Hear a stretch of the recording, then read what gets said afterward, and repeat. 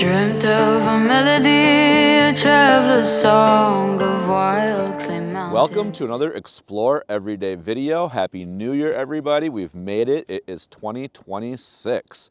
And I thought it'd be fun to start off the year just reminding everybody what Explore Everyday is how I start all of my videos.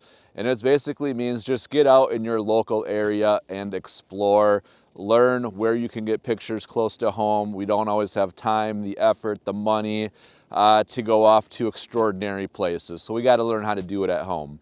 And in today's video, I am going to go around my local spots where none of them are more than 15 minutes from home. And I live right in the suburbs of the Twin Cities, and show you what the scenes look like during the day, like right now, compared to what they look like with the night sky, whether that would be with the aurora or the Milky Way or star trails, to prove that you can make really neat, maybe even extraordinary images close to where you live. I live in the Twin Cities. There's nothing extraordinary here. Not to say it's not pretty in its own way, but we have to make do with the area that we live. So my first stop on this adventure is, I've shot a couple different nightscapes here at this location, but the first we're gonna look at is where I shot a really neat time lapse on November 11th of the aurora. We had full clouds and I knew the aurora was gonna come out, so I set up a time lapse before.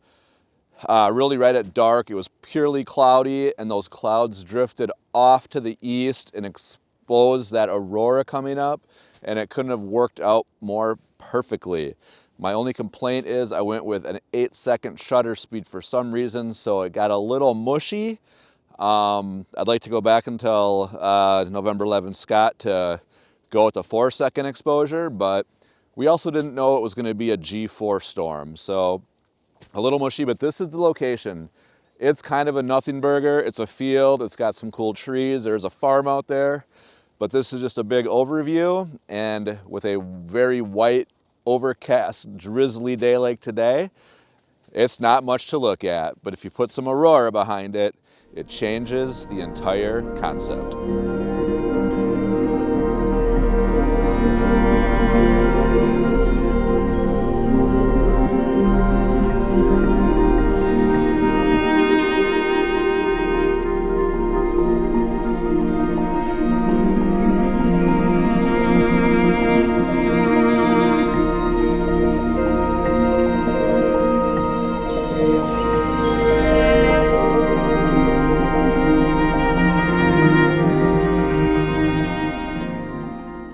The bluebird houses, they have been the subject of a couple different photo shoots out here.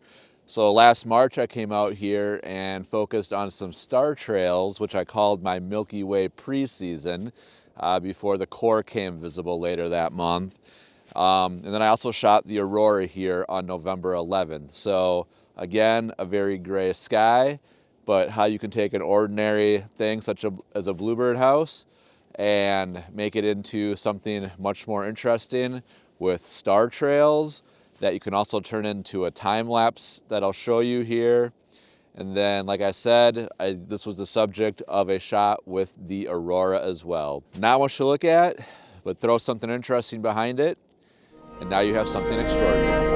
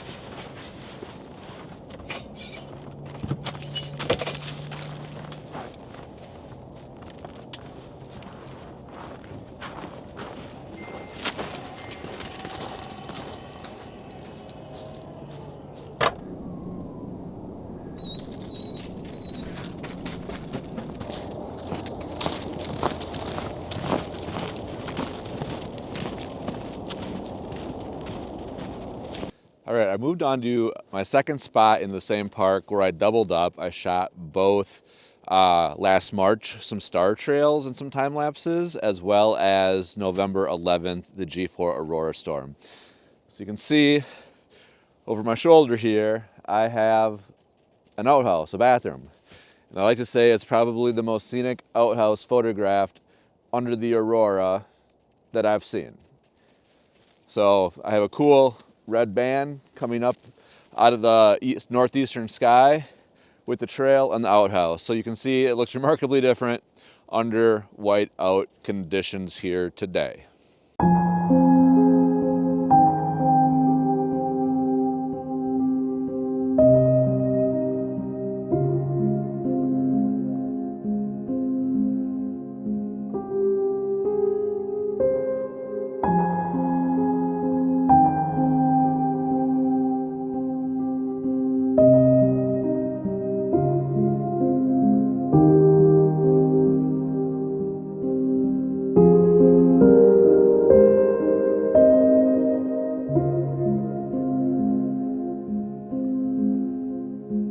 The picnic pavilion has been a frequent subject of mine as well.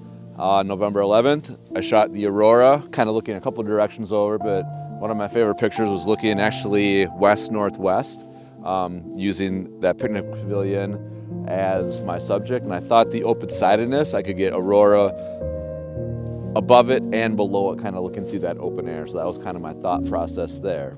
And next I will show you my star trail shot that I shot with the same pavilion back in March.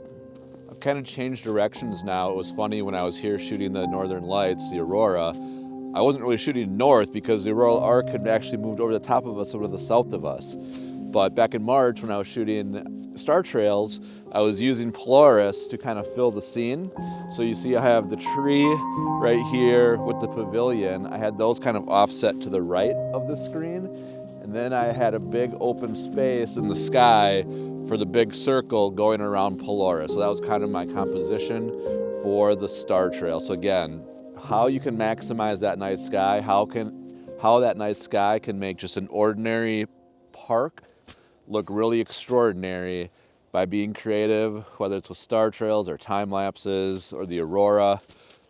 I'm just 10 minutes from home. Again, explore every day.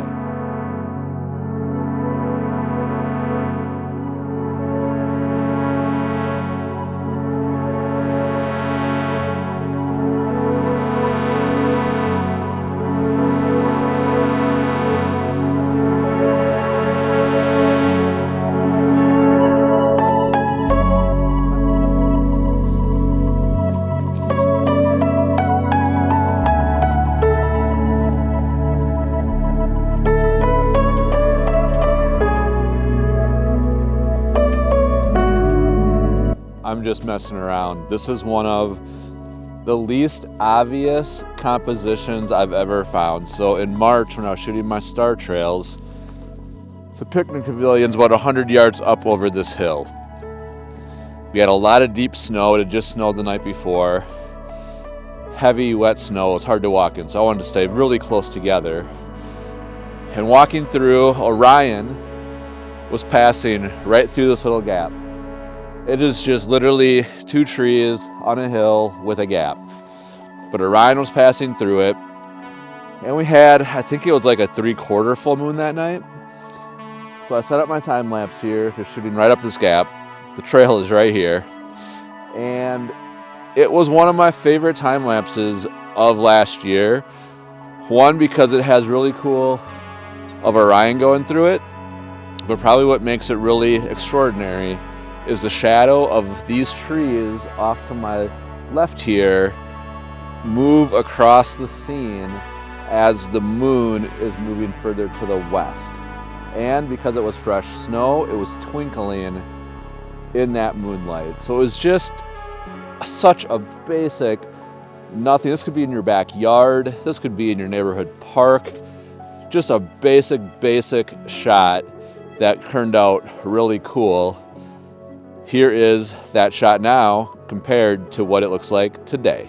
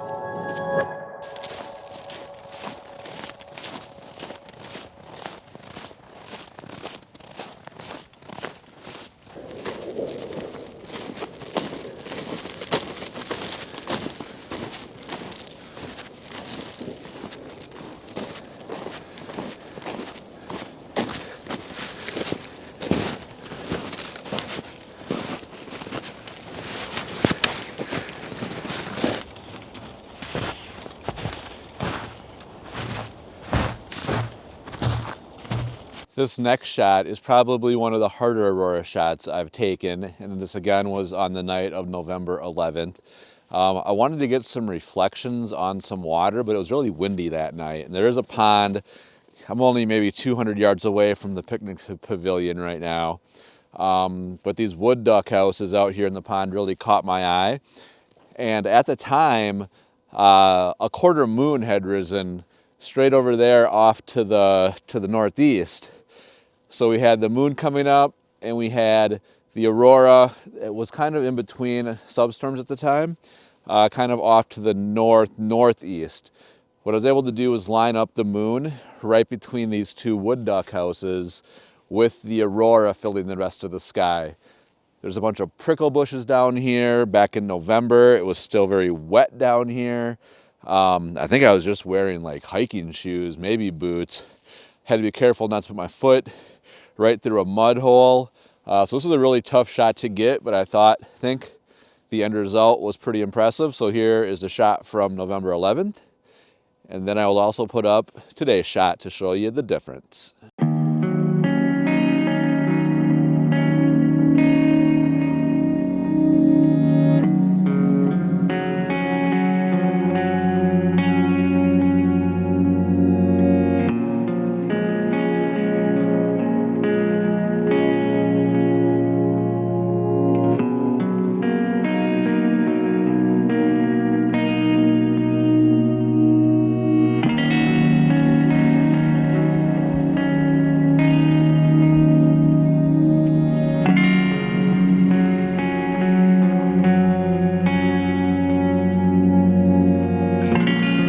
So we made it to the last spot for today's video. I had some other spots outside the park I was going to try to get to today, but just didn't squeeze it in. So that'll be for a future video because this is kind of fun.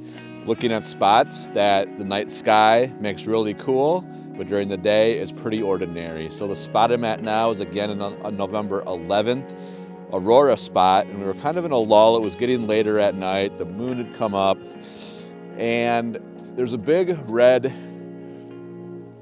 beam of light kind of going across from the east all the way to the west, more in the southern sky.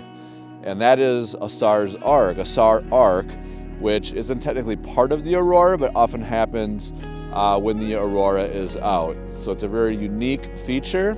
And I was able to take a really cool picture over this pond, this slough here, with that red coming right up out of it, with Orion in the shot as well. So a very cool, unique shot here, and I'll show you that shot now, as well as what it looks like today.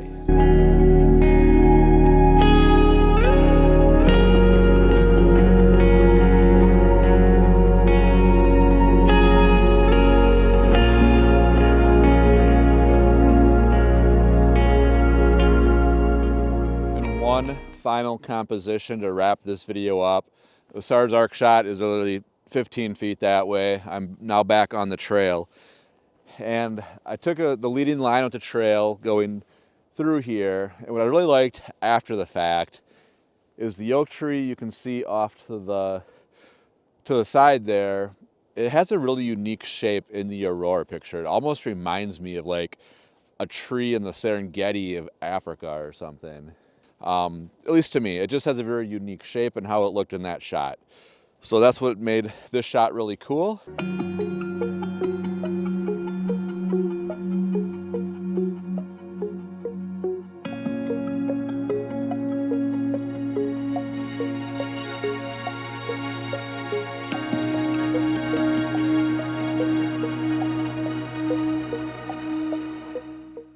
Well, as we wrap up, again, I just want to say Happy New Year.